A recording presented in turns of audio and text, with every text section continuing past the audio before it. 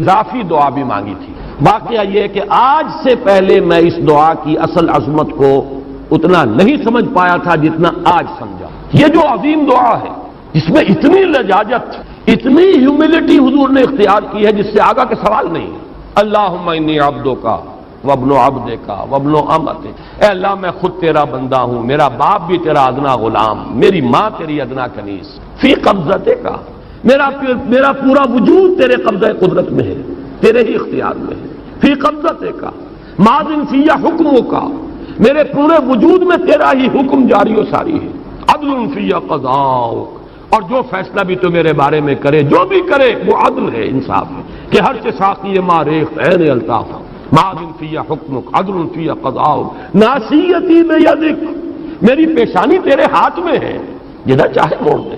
یہ جو اپنی نفی ہے، نفی اس اعتبار سے بھی اپنی انانیت کی نفی، انی عبدک وابن عبدک وابن امتک، پھر اپنے وجود کی نفی، اپنی مرضی کی نفی، اپنے اختیار کی نفی، فی قبضتک ماضٍ فی حکمک ناصیتی بیدک عدل فی قضاؤک۔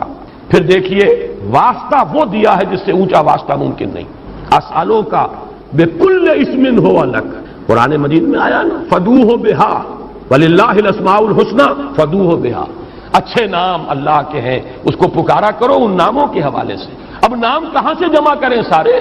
ایک میں، اسألوک بکل اسم ہو لک، جو بھی تیرے نام ہیں، سمیت بہ نفسک، جن سے تو نے خود اپنے آپ کو موسوم کیا، او علمتہ احدا من خلقک، یا تو نے اپنی مخلوق میں سے کسی کو وہ نام سکھایا، او انزلتہ فی کتابک، یا وہ نام تو نے اپنی کسی کتاب میں نازل کیا، اب استاثرت بہ فی مکنون الغیب عندک، یا اس کو تو نے خود اپنے خزانہ غیب میں محفوظ رکھا ہوا ہے۔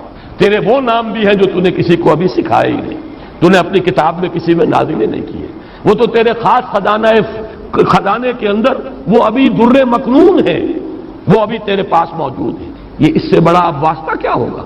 مانگا کیا ہے ذرا غور کیجئے، ان تجعل القرآن ربیع قلبی ونور صدری وجلاء حزنی وذہاب ہمی وغمی، استدعا میں یہ کر رہا ہوں پروردگار اس قرآن کو میرے دل کی بہار بنا دے، میرے دل کا نور بنا دے، نور صدری، ان تجعل القرآن ربیع قلبی، میرے دل کی بہار، ونور صدری، میرے سینے کا نور، وجلاء حزنی، یہ حزن جو جس سے کہ محمد دو چار ہے صلی اللہ علیہ وسلم، یہ وہ کیفیت جو ہے قبض کی، اس کو دور کرنے کا ذریعہ بنا دے اس قرآن کو، جلا حزنی و ذہاب ہمی و غمی، اور میرے ہموم، میرے تفکرات، میرے غموں کو دور کرنے کا ذریعہ بنا دے۔ یہ عظیم دعا آج سورۃ الضحیٰ پر غور و فکر کرتے ہوئے، ویسے تو میں تقریباً 30 برس سے اس دعا کا مبلغ ہوں، اس لیے کہ جب میں نے یہاں کام شروع کیا تھا لاہور میں، جو تقریریں کی تھی مسلمانوں پر قرآن مجید کے حقوق کے نام سے جو شائع شدہ ہیں،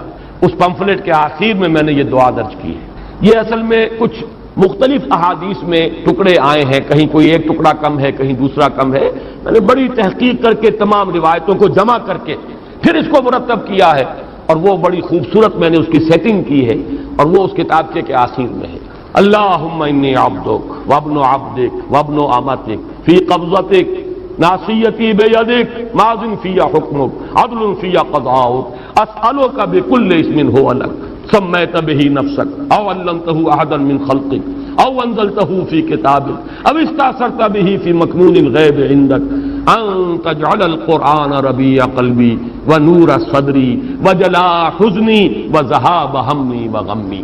یہ وہ کیفیت ہے، اور وہ قرآن جو اس کیفیت میں سب سے زیادہ پر تاثیر ہے وہ یہ قرآن ہے، ان دو صورتوں پر مشتمل قرآن، سورۃ الضحیٰ، سورۃ الانشراح، والضحیٰ واللیل اذا سجا ما ودعک ربک وما قلی وللآخرۃ خیر لک من الاولی ولسوف یعطیک ربک فترضی الم یجدک یتیما فآوی ووجدک ضالا فہدی ووجدک عائلا فاغنی۔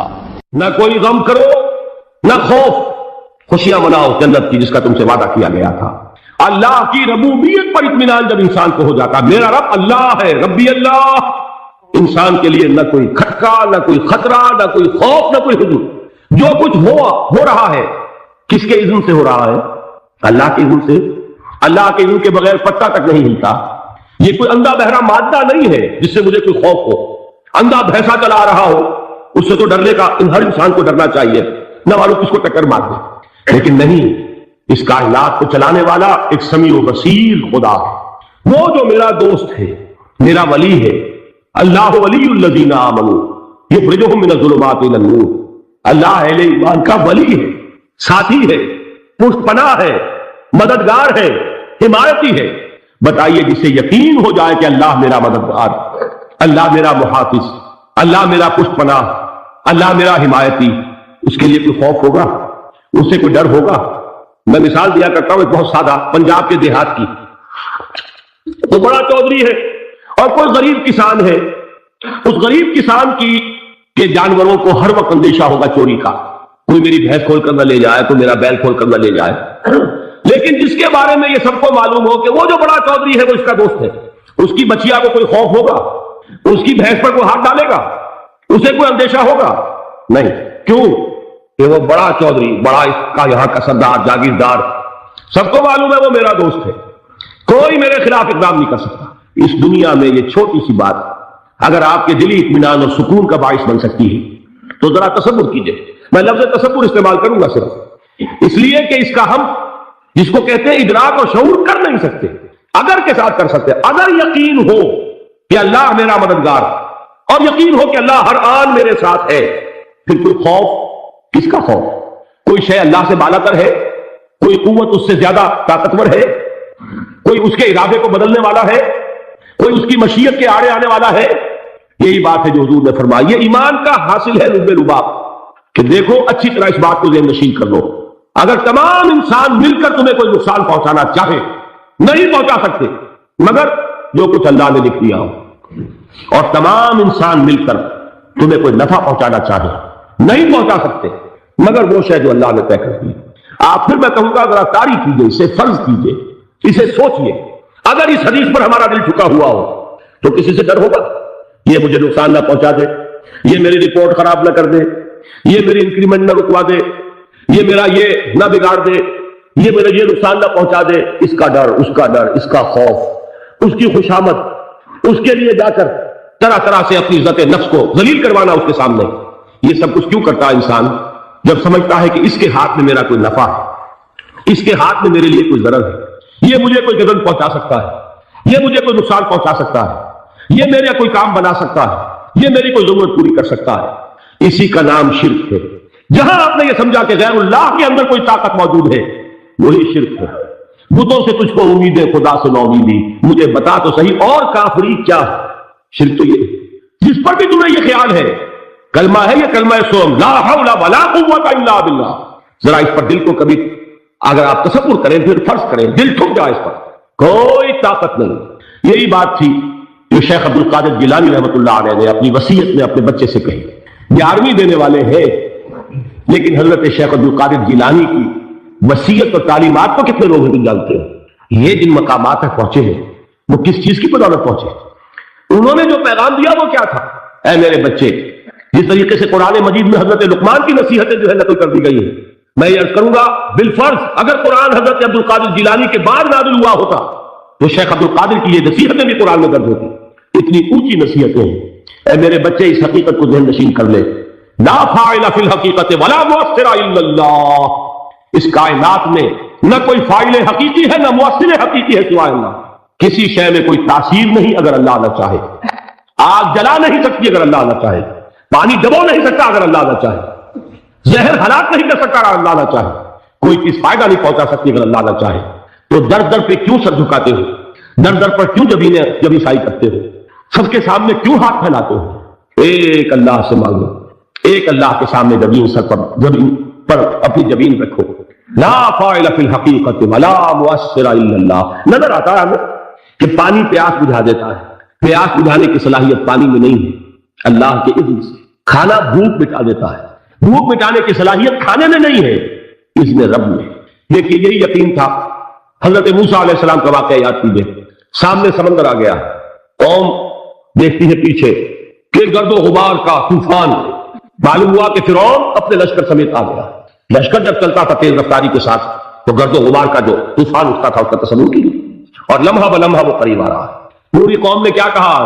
اے موسیٰ انا لمدرکون، اے موسیٰ ہم کو پکڑے گئے۔ قرآن مجید میں تو یہاں وہ باتیں نہیں لکھی ہیں، لیکن تورات میں یہ درج ہے کہ بنی اسرائیل جھگڑنے لگے، دستوں قریبان ہو گئے موسیٰ کے ساتھ۔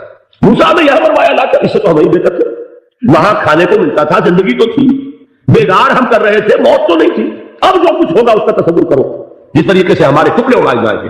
تو لڑ رہے ہیں حضرت موسیٰ علیہ السلام، یہ تورات کی تفصیل ہے۔ قرآن میں صرف اتنا آیا ہے، پریشان ہو کر انہوں نے کہا انا لمدرکون، موسیٰ ہم کو پکڑے گئے۔ اس وقت موسیٰ کا جواب کیا ہے؟ کلا ان معی ربی سیہدین، نہیں، میرے ساتھ میرا رب ہے، وہ راستہ دے گا۔ بتائیے کہاں راستہ نظر آ رہا ہے؟ یہ ہے ایمان بالغیب۔ راستہ نظر نہ آئے تب اللہ پر یقین ایمان ہے۔ جیب میں پیسے ہو تب بھی کوئی اطمینان ہے، تو ایمان کس پر ہوا؟ پیسے پر، اللہ پر نہیں۔ جب وسائل و ذرائع نہ ہو اور پھر یقین ہو کہ اللہ مسبب الاسباب ہے، وہ اسباب کا پابند نہیں ہے، وہ اسباب کا محتاج نہیں ہے، اسباب اس کے محتاج ہے۔ اگر یہ یقین ہے تو اللہ پر ایمان ہے، یہ نہیں ہے تو تمہارا ایمان اسباب پر ہے، وسائل پر ہے، ذرائع پر ہے، مادیات پر ہے، اللہ پر نہیں۔ اس وقت کہاں راستہ تھا؟ کوئی راستہ تھا؟ سمندر ہے اور ادھر سے لشکر آ گیا ہے۔ کلا ان معی ربی سیہدین۔ اب دیکھیے ایمان کہہ دینا آسان ہے، ہوا معکم اینما کنتم، جہاں کہیں بھی تم ہوتے ہو اللہ تمہارے ساتھ ہوتا ہے، لیکن اس کا یقین قائم ہو جائے تو زمین و آسمان کا فرق واقع ہو جائے۔ یہی بات ہوئی حضور کے ساتھ، غار ہے، چھپے ہوئے ہیں محمد رسول اللہ اور آپ کے وہ یار غار ابو بکر صدیق رضی اللہ تعالی عنہ۔ اقبال نے حضرت ابو بکر کی شان میں چند اشعار کہے صرف، لیکن واقعہ یہ ہے کہ بھاری بھاری نظموں پر اور قصیدوں پر بھاری، طویل ترین نظمیں اور قصیدے ہوں ان پر بھاری۔ ہمتیں ابو بکر کی ہمت جو ہے، کشت ملت را چو اب، جیسے بارش سے کھیتی اپجتی ہے، ابو بکر کی ہمت اور عظیمت اس امت کو اسی طرح سینچنے والی ہے۔ ثانیے اسلام و غار و بدر و قبر، وہ دوسرے تھے اسلام میں، دوسرے پہلے کون تھے؟ انا اول المومنین، حضور کی بات ہے، سب سے پہلا ایمان لانے والا میں، دوسرے ابو بکر۔ ویسے ہمارے ہاں یہ چلتا ہے اختلاف، حضرت علی پہلے ہیں کہ حضرت ابو بکر پہلے ہیں، لیکن اس میں بڑی خوبصورت تصویر قائم کی ہے علماء نے، بہت صحیح ہے۔ چار کے بارے میں فیصلہ ہی مت کرو کہ کون پہلے، ان کی ایک عجیب تقسیم کر دی ہے۔ آزاد مردوں میں، بالغ مردوں میں سب سے پہلے ابو بکر، بچوں میں سب سے پہلے علی، خواتین میں سب سے پہلے خدیجہ، اور غلاموں میں سب سے پہلے زید بن حارثہ۔ بڑی پیاری تقسیم ہے، یہ چاروں ہی پہلے ہیں، ہر ایک کے لیے ولیت ہے۔ اور واقعہ یہ ہے کہ اگر زمانی اعتبار سے تعین ہوگا تو پہلے خدیجہ الکبریٰ آئیں گی رضی اللہ تعالی عنہ۔ کسی اور سے بات کرنے کی نوبت بعد میں آ سکتی ہے، پہلے تو اہلیہ محترمہ سے بات ہوئی، آتے ہی پہلی وہی ہوئی ہے، ابھی تبلیغ کا حکم نہیں تھا۔ کس کو بتایا واقعہ؟ ابھی اپنی نبوت کی تبلیغ کا تو حکم ہی نہیں آیا۔ واقعہ کس کا ہے؟ وہ خدیجہ کا ہے۔ جب کہا ہے کہ خشیت علی نفسی، مجھے اپنی جان کا اندیشہ ہے، تو کیا جواب دیا خدیجہ نے رضی اللہ تعالی عنہا؟ وہ صدیقۃ الکبریٰ ہے، صدیقات جو ہے خواتین ان میں چوٹی پر خدیجہ الکبریٰ ہے رضی اللہ تعالی عنہ، اور صدیق جو مرد ہے ان میں صدیق اکبر ہے ابو بکر صدیق رضی اللہ تعالی عنہ، لیکن صدیقات میں چوٹی پر۔ جب حضور نے فرمایا خشیت علی نفسی، کیا فرمایا، کیا عرض کیا، کیسے تسلی دی؟ نہیں، اللہ آپ کو ضائع نہیں کرے گا، آپ غریبوں کے ہمدرد ہیں، آپ مساکین کے تکالیف رفع کرنے والے ہیں، آپ بیواؤں کی سرپرستی کرتے ہیں، آپ مسافروں کی خدمت کرتے ہیں، اللہ آپ کو ضائع نہیں کرے گا۔ یہ یقین ہے اس خاتون کے اندر۔ خیر وہ ایک علیحدہ بات ہو جائے گی، میرے دل پر حضرت خدیجہ رضی اللہ تعالیٰ عنہ کی شخصیت کا بڑا گہرا نقش، جو وہ کوئی اور ہی وقت اور موقع ہوا تو بیان ہوگا۔ بہرحال اقبال نے ایک مصرے میں جو چار اولیتیں جمع کر دی ہیں، ہمتیں کشت امت را چو ابر، ثانی اسلام و غار و بدر و قبر۔ اسلام میں حضور کے بعد پہلے کون؟ ابو بکر۔ غار میں حضور کے ساتھ کون؟ ابو بکر۔ بدر کی رات اللہ کا رسول سر بسجود، وہ گھاس پھوس کی جو جھوپڑی بنائی گئی تھی، اور وہاں تلوار ننگی لے کر پہرا دینے والا کون؟ ابو بکر۔ اور اس حجرہ عائشہ میں محمد کے بعد سب سے پہلے دفن ہونے والا کون؟ ابو بکر رضی اللہ تعالیٰ عنہ صلی اللہ علیہ وسلم۔ وہ جو معاملہ میں سنا رہا تھا غار ثور کا، حضرت ابو بکر بھی حضور کے خیال سے لرز گئے ہیں۔ آپ کو یاد ہوگا کہ جا کر پہلے تمام جتنے سوراخ تھے انہیں بند کیا، ایک سوراخ رہ گیا تھا جس کو بند کرنے کے لیے کوئی کپڑا نہیں تھا، وہاں اپنی ایڑی رکھی ہے، تب کہا ہے حضور سے تشریف لائیے، اور اپنے زانو پر حضور لٹایا ہے، اور وہاں کسی موذی جانور نے کاٹا ہے، حضور کی آنکھ لگ گئی تھی اس وقت، اس بل کے اندر جو بھی بچھو ہے کیا ہے اللہ عالم، اس نے کاٹا ہے، اس کی تکلیف کی وجہ سے ابو بکر کی آنکھوں سے آنسو ٹپک گئے، حضور کے چہرے مبارک پر پڑے ہیں، تو حضور جاگے معاملہ کیا ہے، ایج نہیں ہٹائی وہاں سے، مبادہ وہ جانور وہاں سے نکل کر محمد الرسول اللہ کو کوئی گردن پہنچا دے، ابو بکر کی یہی ہے، جس طرح چاہے کھا لے، ختم کر دے، جان نکل جائے تب کوئی آنچ آئے محمد پر تو آئے، لیکن جیتے جی نہیں، وہ ہے ابو بکر۔ حضور کے خیال سے اس وقت حضور نے پھر اپنا لعاب دہن لگایا ہے، اور اس سے پھر آپ کی تکلیف ختم ہوئی۔ جیسے خیبر میں حضرت علی کی آنکھ دکھ رہی تھی، اس کو جو شفا حاصل ہوئی وہ بھی حضور کے لعاب دہن سے ہوئی۔